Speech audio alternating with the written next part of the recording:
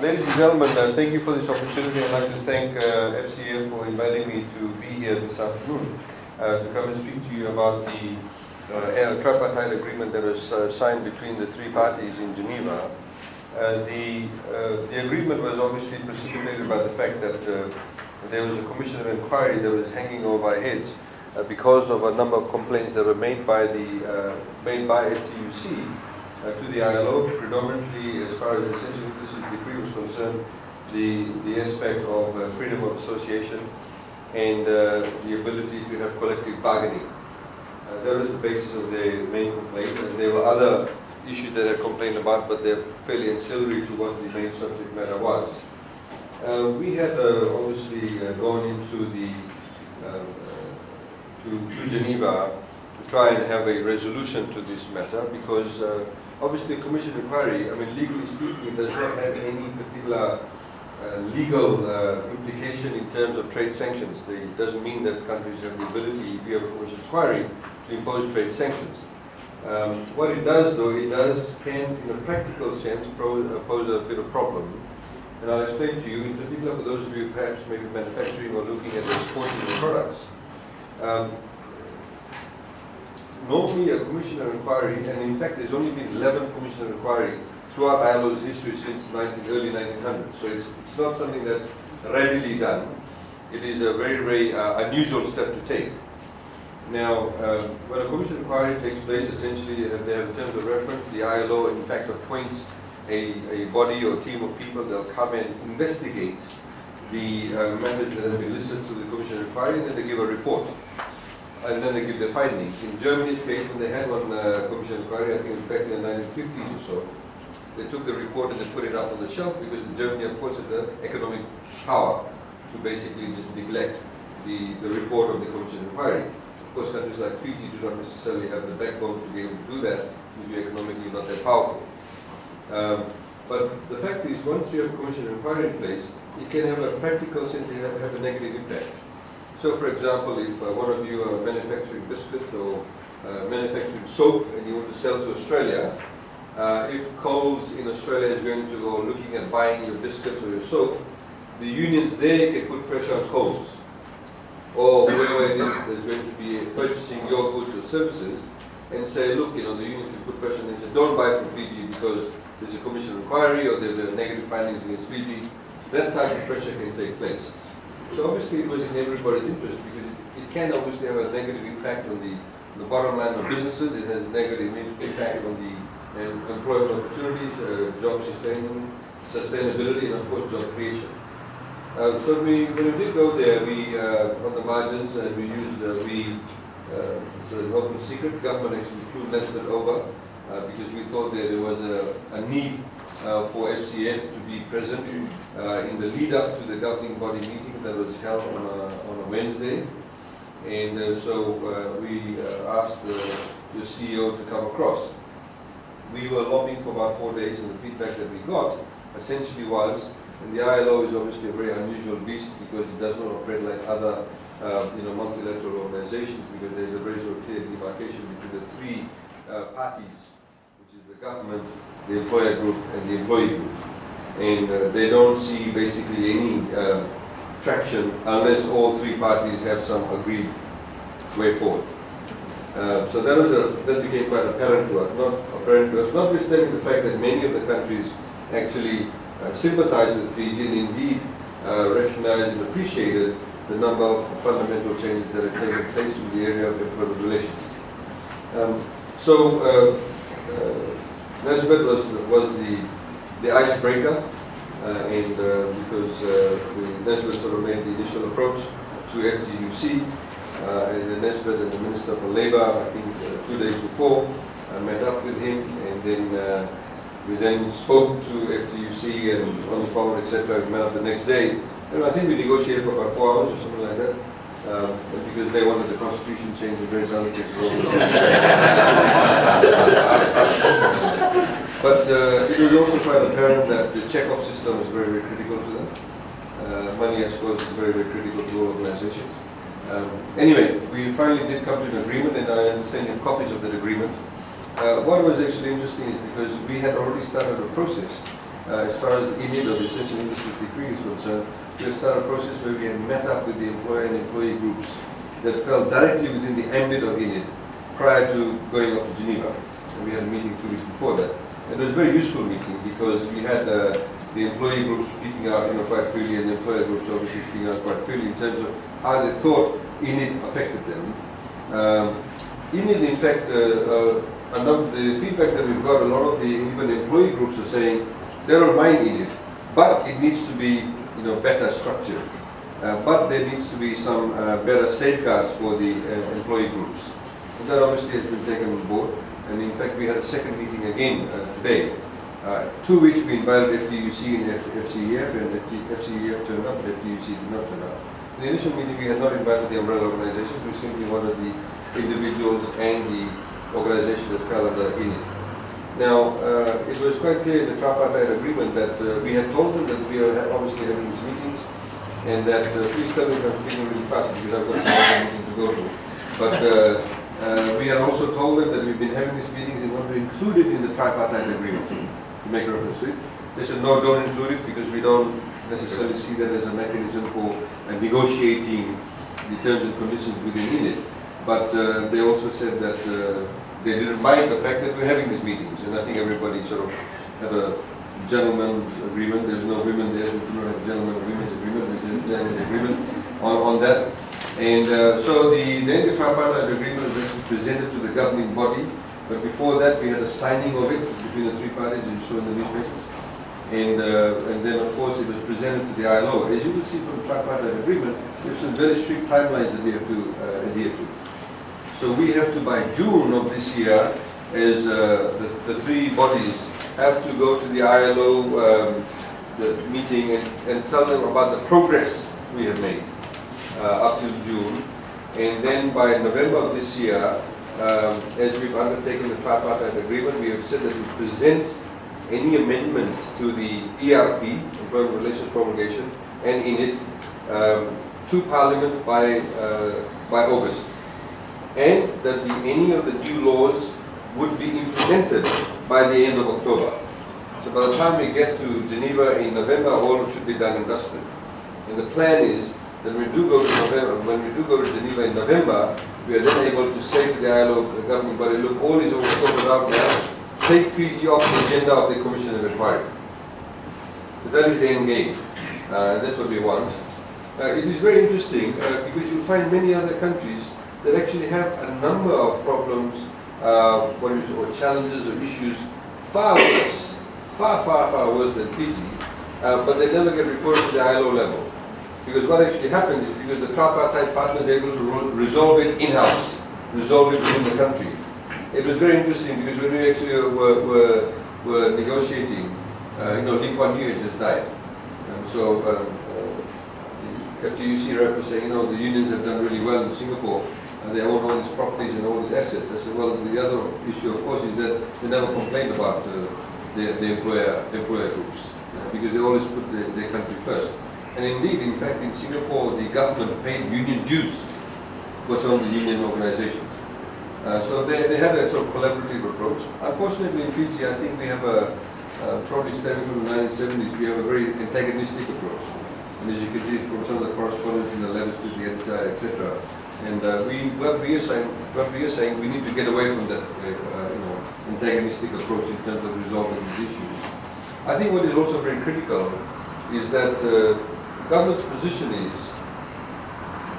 many instances in the discussions or the issues pertaining to worker relationships with employers has always been just simply about pay rights.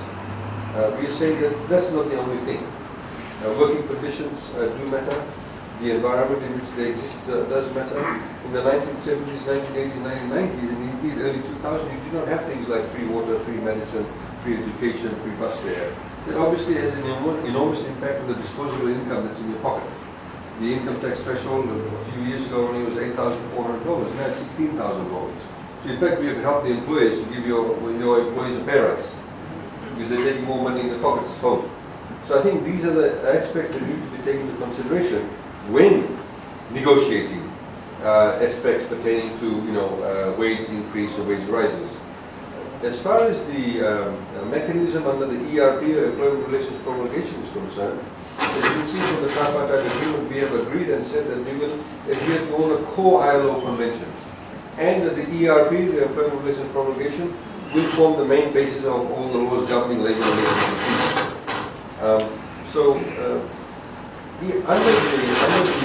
Under the ERP, there is one body that's called the ERAB, Employment Relations Advisory Board. The ERAB is made up of representatives from employee organizations, employee organizations, and other stakeholders or other nominees that came from there, and of course, government. What happened was about 18 months or 2 years ago, the Prime Minister had given an undertaking to ILO that through the ERAB mechanism, we'll be having a meeting, and subsequently an ERAB subcommittee was set up. I don't unfortunately have a list of all the members who were in that committee, but I can provide to you, and Elizabeth obviously has copies of that too. But under that ERAB subcommittee last year came up with a matrix of amendments they wanted to the Employment Relations Promulgation. The document is about 360 pages thick, and we have the matrix. And if you see, there's a reference to that in the tripartite agreement, which talks about that any further issues and recommendations identified by any of the parties in respect to the review shall only be raised and negotiated through the ERAB mechanism. Any such issues and recommendations shall take into account the findings of the review to be presented by way of a bill to the Fijian Parliament. ERAB shall vet the bill before it is presented to Cabinet and then to Parliament. So in those recommendations that have been made, for example, there are some contentious issues. I think that's been highlighted about 10, where there was disagreement. For example, issues pertaining to maternity leave, and subsequently, if, for example, a lady who has finished the maternity leave still does not return to work, does she have the ability to stay away from work for the next 6 months, and the job is still maintained? You know, those are the kind of sort of contentious issues that are there on the table. There are about 10 contentious issues. The government obviously wants to revisit all of them, and so the review that's going to take place under ERAB and the subcommittee is not only about the Essential Industries Decree. It's about the entire gambit of laws that affect the terms and conditions of employer-employee relationships. So it's an entire review of the Employment Relations Promulgation. We've been asked the question, will ENID be completely repealed? Will ENID be amended? Will ENID sit separately, or will it be subsumed within the ERP provisions? We are very open to all ideas. Of course, a number of people have said to us that they like the provision, but they want it reviewed, they want it restructured. So that's something that's we're open to discussion about it. We don't want to prejudge it. So essentially, these are some of the issues, of course, that's before us. But what we are trying to do is to say, in particular, we've had discussions with the unions, well, mainly through Felix Anthony, through FTUC, and as we've tried to tell other people that we need to take a new approach, because really we should not be. It's not a shit fight every day. We should not be doing that. Essentially, we sort it out, we move along, because we've got other bigger things to do. As businesses, we obviously have to run a business, we need to make profits, we need to expand your business, we need to invest.